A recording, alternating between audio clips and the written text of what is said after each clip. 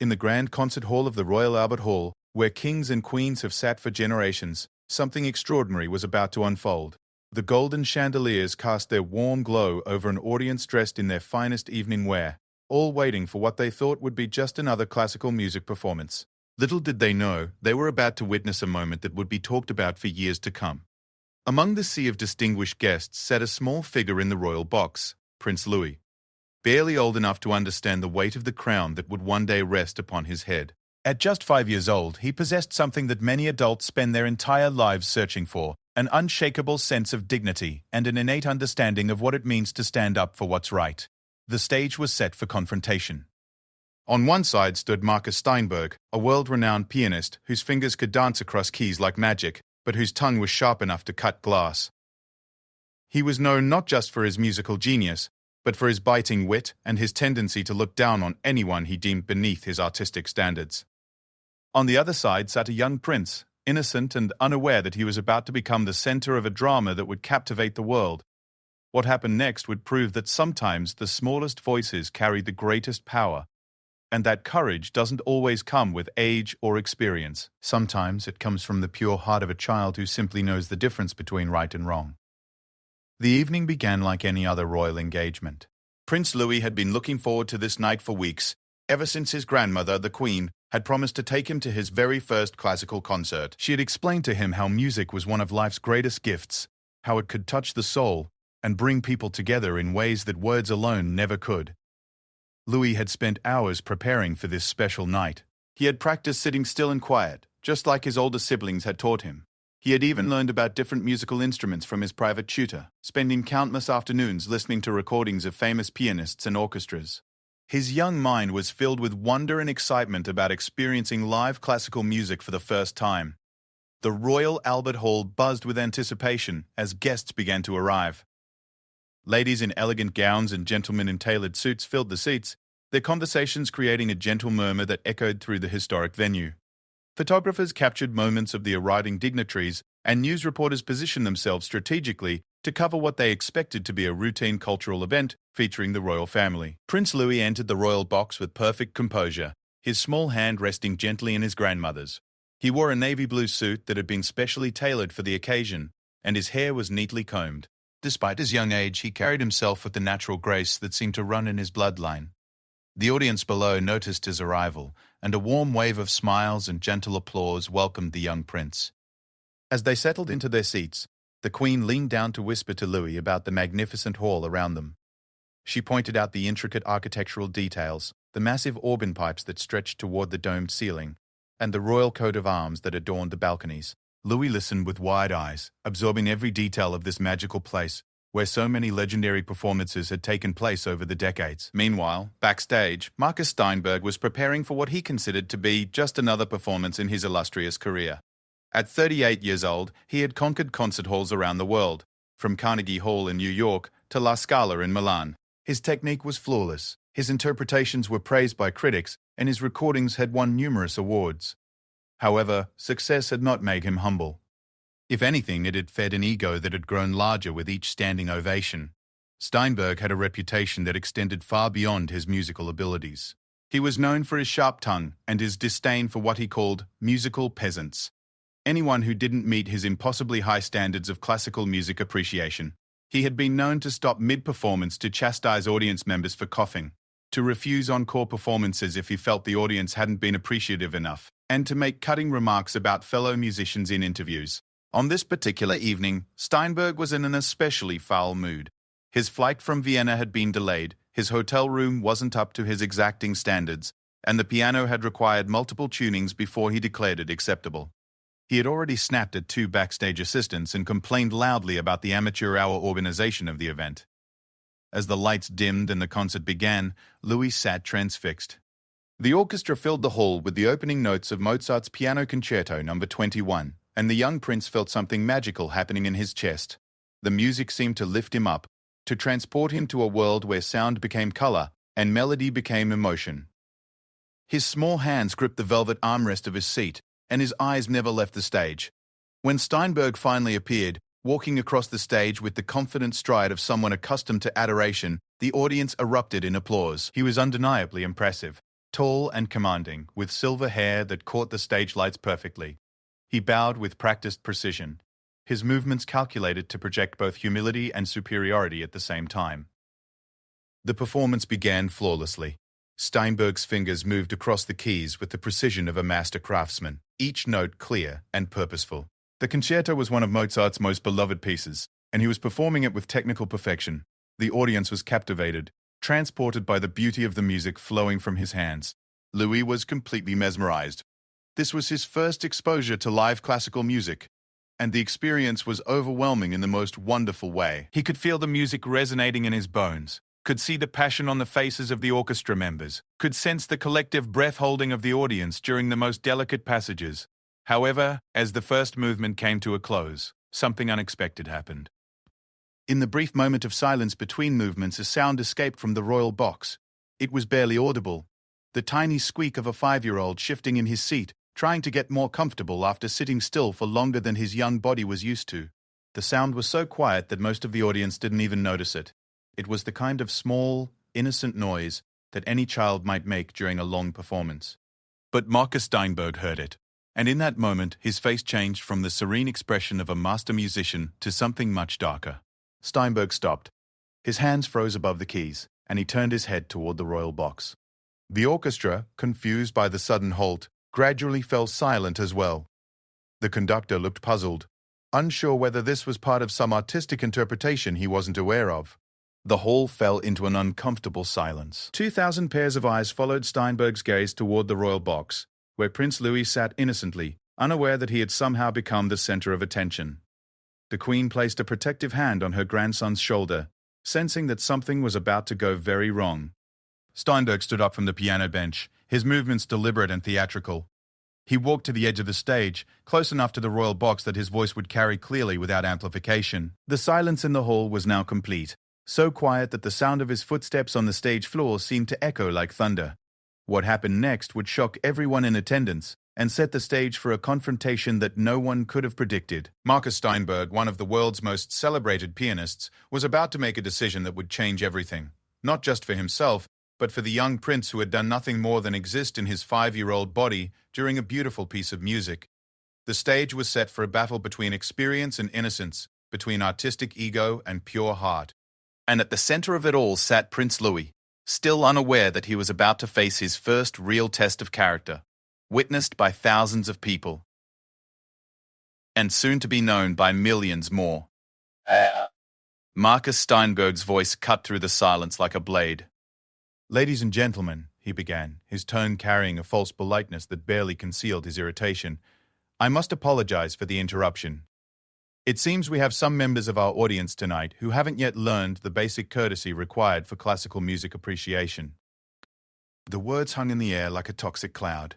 Every person in the Royal Albert Hall knew exactly who he was referring to. The cameras that had been focused on the stage now swiveled toward the royal box, where Prince Louis sat looking confused and small in his perfectly tailored suit. The Queen's face had gone pale, not with embarrassment, but with a controlled fury that those who knew her recognized as dangerous. Steinberg wasn't finished. He walked closer to the edge of the stage, his eyes fixed on the 5-year-old prince. "Classical music," he continued, his voice growing stronger and more condescending, "requires discipline. It requires respect. It requires the ability to sit quietly and appreciate artistry without creating distractions for those who have dedicated their lives to perfecting their craft." The audience was frozen in shock. Never in the long history of the Royal Albert Hall had anyone witnessed such a direct attack on a member of the royal family, especially not a child. Murmurs began to ripple through the crowd as people processed what they were witnessing. Some shifted uncomfortably in their seats, others looked around nervously, unsure of how to react to this unprecedented breach of protocol and basic human decency. Prince Louis, for his part, seemed to understand that something was wrong, even if he couldn't fully grasp the nature of the attack being directed at him. His young face showed confusion rather than hurt, and he looked up at his grandmother with questioning eyes. The Queen squeezed his shoulder gently, her own eyes never leaving Steinberg's face. But the pianist wasn't done with his public humiliation. "Perhaps," he said, his voice dripping with false sympathy, "some of our younger audience members might be more comfortable at home, where their lack of concert etiquette won't disturb those of us who are here to experience true art." There are plenty of children's programs on television that might be more suited to shorter attention spans.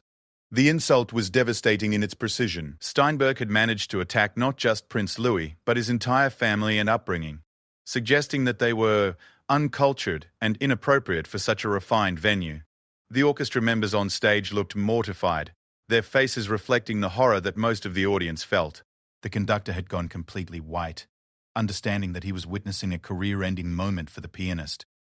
What Steinberg had failed to calculate was the character of his target. Prince Louis might have been only 5 years old, but he had been raised with values that ran deeper than protocol or public image.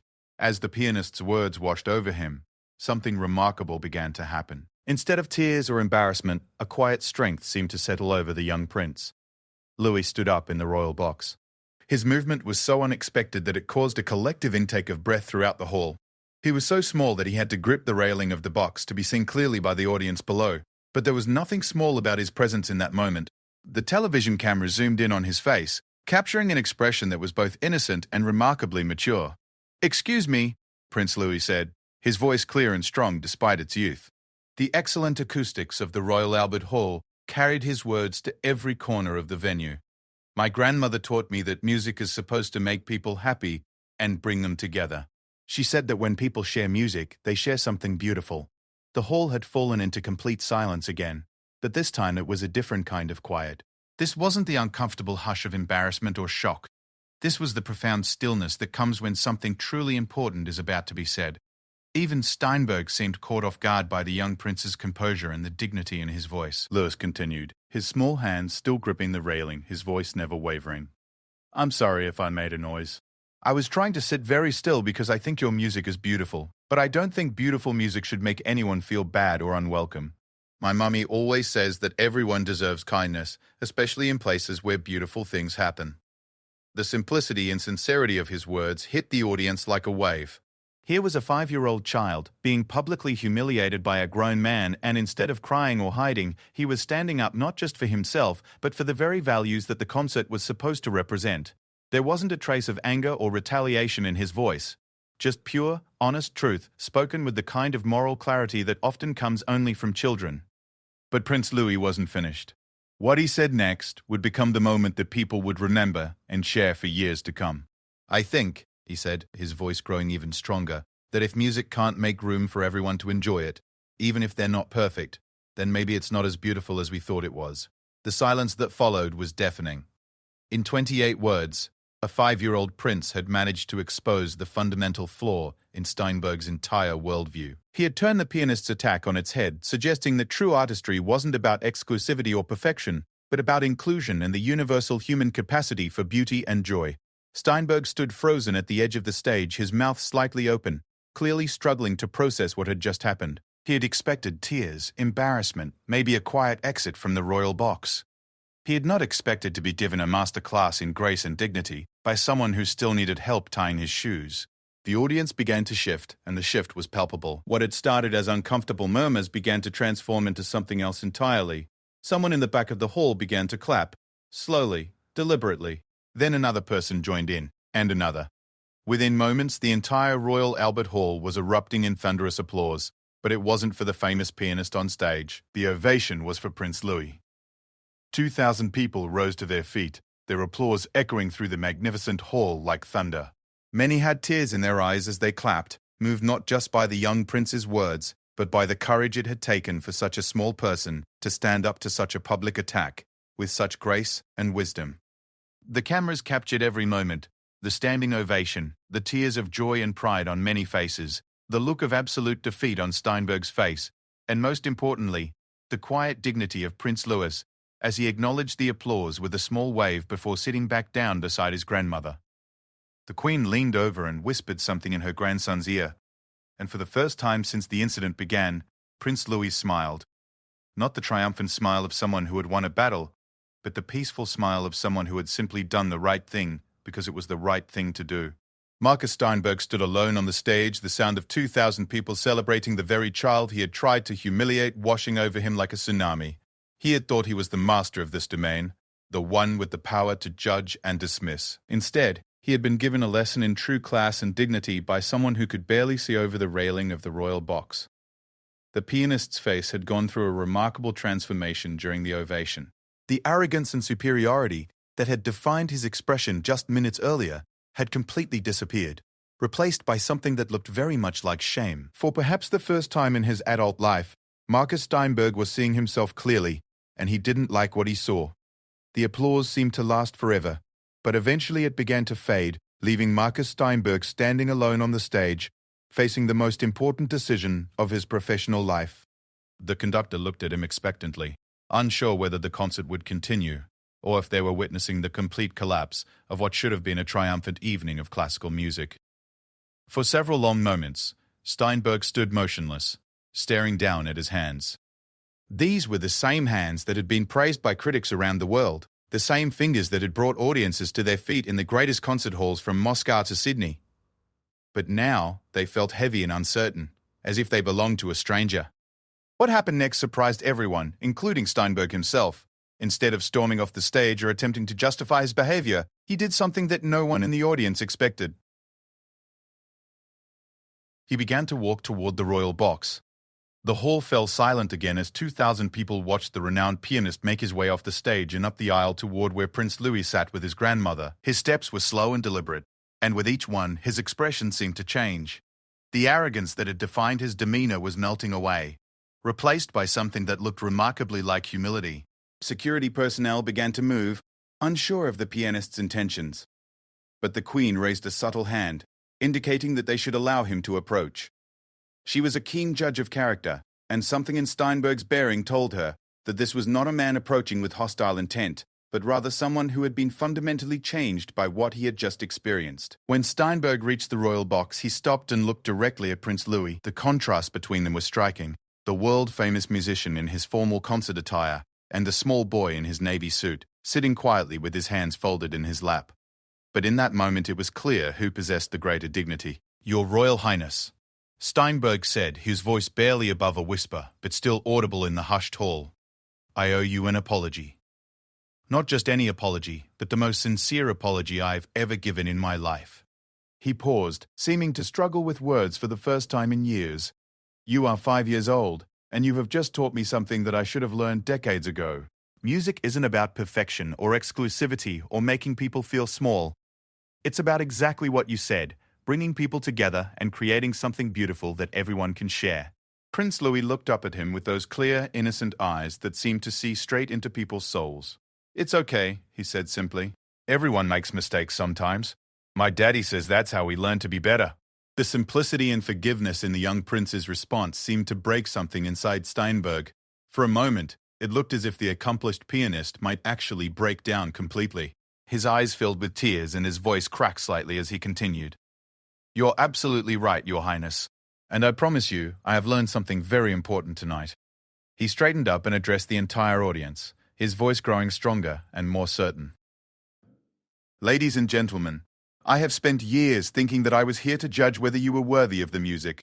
Tonight, a very wise young prince has reminded me that the music is here to serve you, not the other way around." He turned back to Prince Louis. "Would you honor me by allowing me to finish the concert?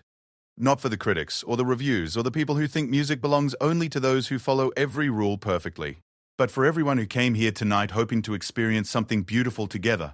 Prince Louis nodded solemnly, with the kind of gravity that suggested he understood the importance of the moment. "I would like that very much," he said, "and I promise I'll try to sit very still."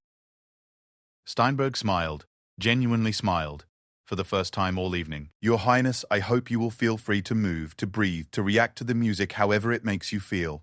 That's what music is for." As Steinberg made his way back to the stage, something remarkable had happened in the Royal Albert Hall. The atmosphere had completely transformed. What had begun as a formal, somewhat stuffy classical concert had become something much more meaningful, a celebration of the universal power of music and the triumph of grace over arrogance. When Steinberg returned to the piano, he paused before sitting down. "Ladies and gentlemen," he announced to the audience, "I would like to dedicate the remainder of this performance to His Royal Highness Prince Louis, who has reminded us all that music at its best is a gift we give to each other, not a test we must pass." The applause that followed was different from any that Steinberg had ever received. It wasn't the polite, measured applause of classical music appreciation, nor was it the thunderous ovation of a virtuoso performance. It was the warm, heartfelt applause of people who had witnessed something genuine and transformative. As Steinberg began to play the second movement of the Mozart concerto, something magical happened. His performance was different now, not technically superior, because his technique had always been flawless, but emotionally transformed. The music flowed from his fingers with a warmth and humanity that had been missing from his earlier playing.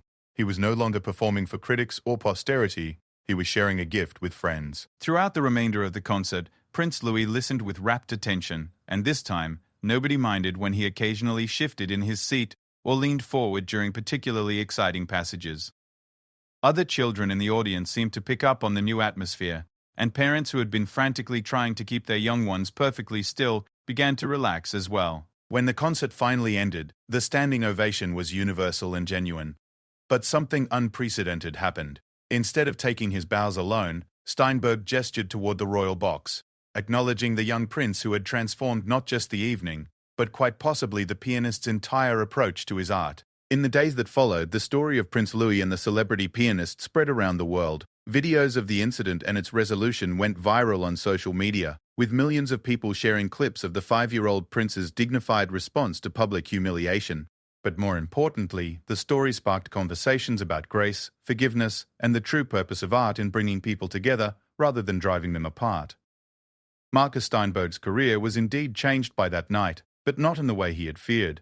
Rather than being remembered as the pianist who insulted a child, he became known as the artist who was humble enough to learn from a 5-year-old and change his ways. His subsequent performances were marked by a warmth and accessibility that had been missing from his earlier work, and he often spoke in interviews about the night a young prince taught him the true meaning of music. Prince Louis, for his part, continued to attend concerts and cultural events, but the incident at the Royal Albert Hall had established something important about his character.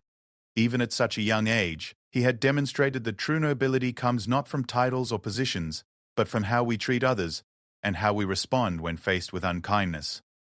The Queen later said in a rare personal interview that she had never been prouder of any of her family members than she was of her grandson that night.